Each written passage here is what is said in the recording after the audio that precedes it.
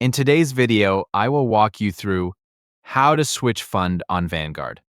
There are two ways to switch an investment from the dashboard.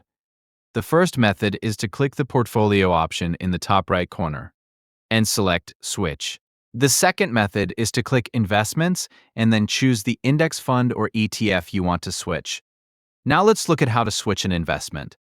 Select the investment you want to switch, click the three dots, and choose Switch. Choose the index fund or ETF you want to switch from. Just like with selling, you can enter either a value amount or a number of units. You can also choose to switch all of your holdings. After entering your choice, click Next. On the next page, select the investment you want to switch into. If you want to switch into more than one investment, if you only want a single investment, select it and continue.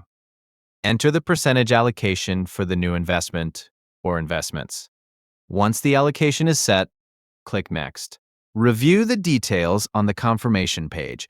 Make sure the investment you are switching from, the investment you are switching into, and the percentage allocations are all correct. If everything is accurate, select the checkbox confirming that you have read the key investor information document, and then click Submit. To check whether your order has been completed, return to the overview page and review the status there.